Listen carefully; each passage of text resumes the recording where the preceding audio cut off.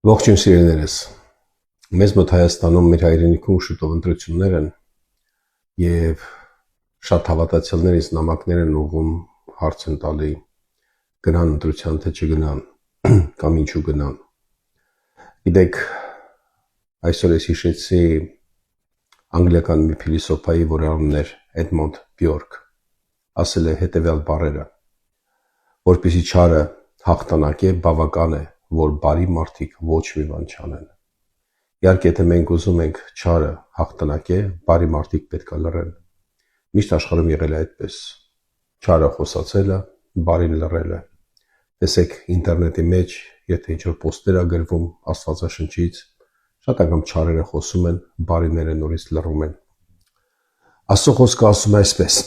ես կարդամ ձեզ Առակաց 29:1-ը. Արդարները շատանալի ժողովուրդը կուրախանա, բայց երբ ամբարիշտը կիշխե, ժողովուրդը կհեծե։ Այսօր մենք ունենք ընտրություն, գիտեք, գրված այստեղ արդարները շատանալի ժողովուրդը կուրախանա, բայց երբ որ ամբարիշտը շատանա, կհեծե ժողովրդի վրա։ Մենք այսօր ընտրում ենք, մեզ կհեծեն,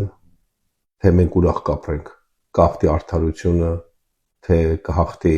իրականում ամբարիշտությունը։ Ես կարծում եմ ամեն մեկդ հասուն մարդիկ եք, հավատացյալ մարդիկ եք, դուք կարող եք լավ զգաք, որտեղ կա չար, որտեղ կա բարին եւ գնաք ընտրություն կատարեք։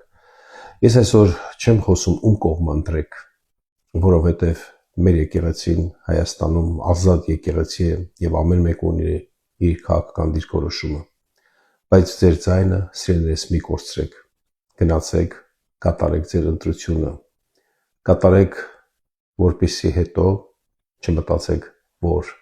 ժամանակն էր, իսկ ես լռեցի։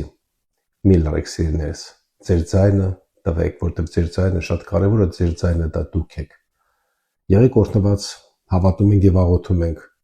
որ արդարությունը Հայաստանում կավելանա, կշատանա, կզորանա եւ մեր ազգը ուրախ կապրի։ Տերը թող օրհնի այս ընտրությունները։